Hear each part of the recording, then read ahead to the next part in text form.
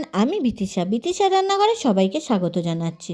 আজ যে recipe share করব সেটি হলো টমেটো ক্যাপসিকাম দিয়ে কাঁচা মৌরালা মাছের ঝাল। তার জন্য প্রথমে বাজার থেকে নিয়ে আসা মৌরালা মাছগুলোকে ভালোভাবে কেটে ধুয়ে পরিষ্কার করে নেব।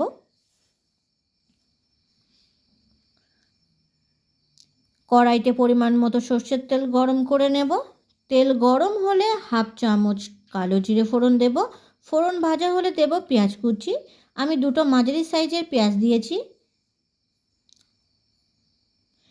পেঁয়াজ হালকা সোনালি করে ভেজে নেব। পেঁয়াজ সোনালি রং হলে দেব একটা মাঝারি সাইজের ক্যাপসিকাম কুচি, আর দেব 5-6টা চেরা কাঁচা লঙ্কা। ক্যাপসিকাম ও কাঁচা লঙ্কা কিছু সময় ভেজে নেব।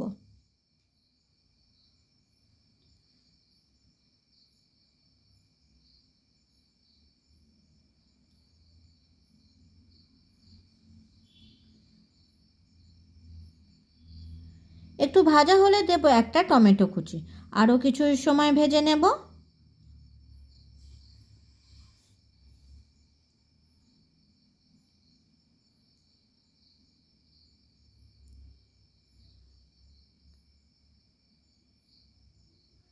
টমেটো অনেকটা গলে গেছে, দিয়ে দেব পরিমাণ মতো জল।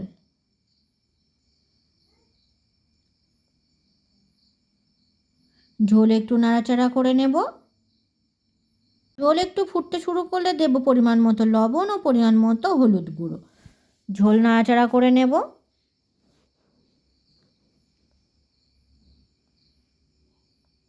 ঝোল ভালোভাবে ফুটছে, দিয়ে দেব লবণ হলুদ মাখানো মৌরালা মাছ।